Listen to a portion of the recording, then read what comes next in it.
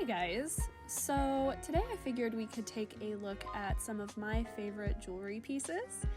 I feel like jewelry isn't as talked about because it's such a personal thing about each of our individual styles, so I felt it'd be kind of cool to take a peek at the pieces I've managed to get my hands on, and it's definitely something I enjoy looking at, so I figured I'd take you along and show you mine. Vintage has always captivated me because not only do the styles speak to me more than most modern jewelry, but each piece has a rich history that can span across different generations, places, and homes. And when I find a new piece of vintage jewelry, it's like finding a closet soul sister. It just reminds me of my ultimate fantasy, it's kind of morbid, of one day after I'm gone, a young woman, just like myself, is going through all of my things at this magnificent estate sale and wondering what kind of woman I was and how she relates to me within our shared interest and love of all things old. It's definitely the things I think about when I purchase jewelry, and really anything that's vintage or antique. I always think about the person who owned it before I did, and then the person who owned it before they did, and so on and so forth. I think that's such a cool thing to kind of assign like a little bit of a story or a personality and just kind of assume little tidbits of information about the person whose items that you're actually looking at.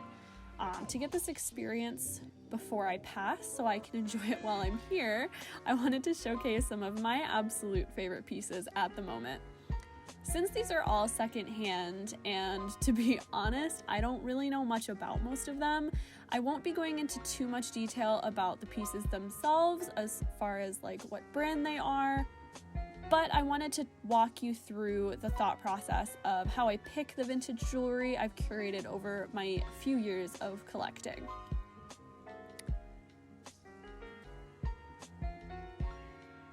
Now, as far as myself, I know a lot of vintage enthusiasts are looking for designers or name brand high quality pieces, and I don't blame them. And if I could afford the secondhand market or got lucky enough to find it at a thrift store counter, I'd probably jump on it too. But for me, the hunt isn't about who I'm buying or the name behind it, it's what I'm buying and the design that's with it. Realistically, I don't even mind if a piece is tarnished or a little bit dinged up. I think that adds so much character and honestly kind of goes with my style a little bit more. It can definitely be incorporated, in my opinion, into some more of my alternative looks, and definitely just sort of falls into an ambiguous style that can kind of shift from one vibe to the other. So when I'm feeling a little more girly, it kind of goes. When I'm feeling a little more alternative, it can kind of fit in. It doesn't have to just look super pristine and prim for me to actually buy it. I mostly look at the style of the piece, and if I think it is unique and will add something to my closet, I typically jump on it. If I get that feeling of if I don't buy this, I'll never see it again and I'll regret it forever, I know I just have to have it. But some of these pieces I actually inherited, so they're steeped in a history that I actually am a part of, and I sort of know the people that are actually behind the item, and I think that's really cool too.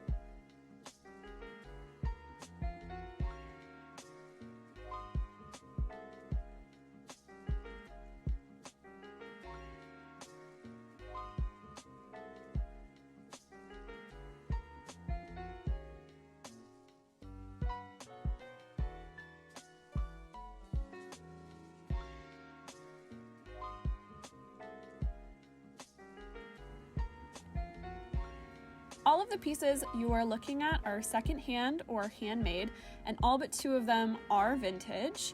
My favorite pieces are the ones I find in a store or at a vintage market at a great price, and I can physically see and touch the item because it's felt like a successful hunt. And that extends beyond jewelry and into all of the vintage goodies that I collect. But obviously that's not possible for most people right now, so I wanted to take you through my process of secondhand jewelry buying. I always look for something with an interesting shape to it, and if not shape, pattern, or structure, or material. From leopard print 80s earrings to bohemian silver and turquoise rings, it has to both speak to me stylistically and fit within the confines of my wardrobe. With rings and necklaces, I find those pieces are easiest to collect because for the most part, I feel like they go with literally everything in my wardrobe and they aren't restricted to one specific style. Like, I can make my leopard print earrings and pair them with something a little more modern, like leather pants and a band tee, and suddenly it's an ode to alternative 80s style, or I can pair them with a delicate silk skirt and a sweater, and it's more of incorporating that print or shape to be the statement of the outfit and less of a nod to a specific sort of aesthetic. Recently, though, I've been noticing a distinct lack in delicate feminine pieces that say a little bit less. So I've been poking around online to try and add that into my wardrobe because I think with low-cut tops or button-up blouses, it can be so dainty but make such a difference to the styling of the outfit and really just elevate the whole look. For that, I love turning to Poshmark because the algorithm has my style pegged nicely because I use it the most. So if I'm looking for a quick buy, I'll hop onto my app and go into the auto-suggested items that populate for me every few days. If I'm interested in more of that thrift store hunt type of feeling, I'll jump onto eBay.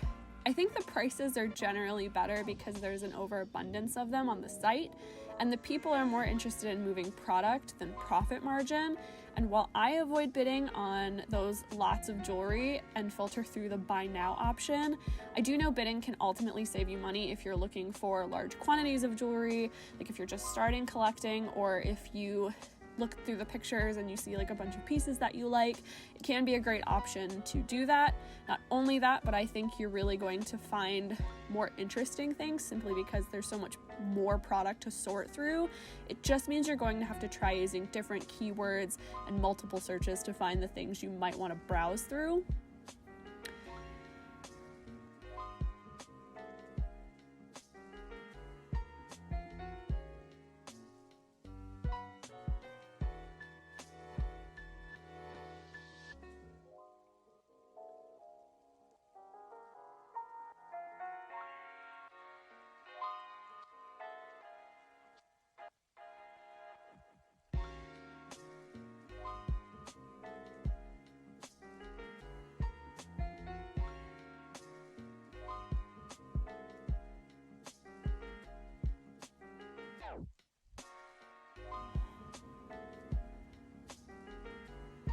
Obviously, you can't really pick and choose what jewelry you're going to inherit in your life.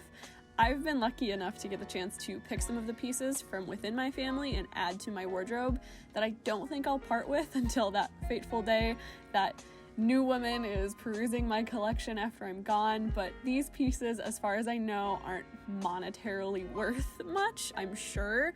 But it's certainly cool to carry around vintage pieces from within your family simply because it may be the only vintage you carry around whose story you actually know about, whether that story is positive or not. It's neat to me that I know the person it came from and getting to adapt it to my own style and give it my own story and make it a part of my own history.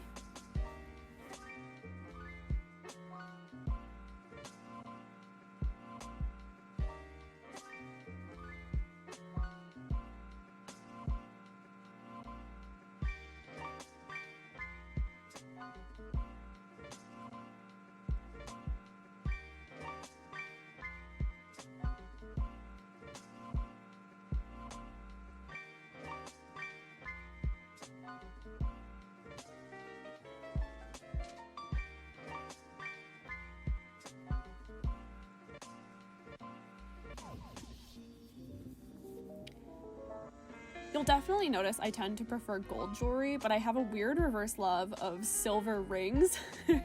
I love how the warm tones complement my skin, hair, and eye color, so I tend to wear a lot of gold around my neck and ears because it's right by my face and the color can play with my own features.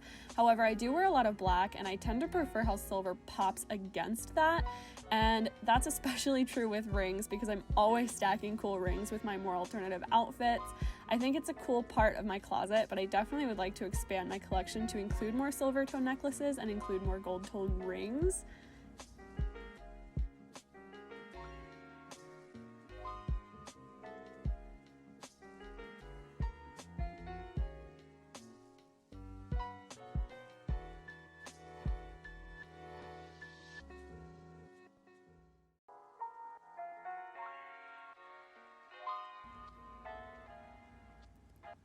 To be honest, I never actually really liked jewelry until the last few years when I got into thrifting and vintage sort of more than ever before. I didn't know how to style the really big, bold costume pieces that were in stores in the 2000s, and I hated the way rings felt on my fingers, and I can still get a little claustrophobic, so I tend to take them off when I shower, wash my hands, or cook, but now I've discovered they can be a really interesting part of an outfit, so I have definitely expanded my collection, and I do wear them when I'm going out. I just tend to take them off whenever I'm doing a activity that involves my hands.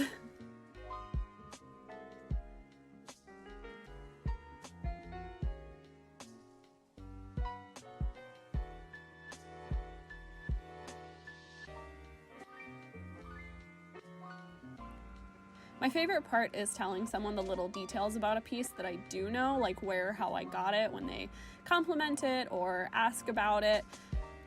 I love telling people how little I spent on something. It's like a thrifting badge of honor. So when I get a vintage piece of jewelry at a really great price, or a vintage anything at a really great price, it's the first thing to come out of my mouth. It's like when a skirt has pockets, it's the first thing you say. That's like what thrifters do when they talk about the price of an item. It's like a lot of people tend to flex how much they spent on an item, but I feel like in our little community, we tend to brag about how little we spent on an item.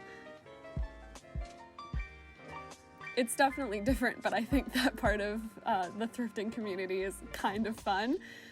It's sort of like, I got the best price on this thing, like, and everyone else is just like in awe of that, as opposed to the sort of counter sort of flex culture or the clout culture where it's people buying things brand new, and I have nothing against that, and there have been problems with, I feel like, both sides of the coin in terms of each community, but I think that's such a neat little thing about us in particular is the particular love of telling people how little it cost you to own that cool thing. So I hope you've enjoyed taking a peek at my favorite vintage jewelry. This definitely is not all of it, and I definitely swap out favorites, but this was so fun to film and edit. I definitely wouldn't mind filming an update when that time comes, but it might not be for a while. Regardless, thanks so much for hanging out with me this week, and I will see you guys in the next one.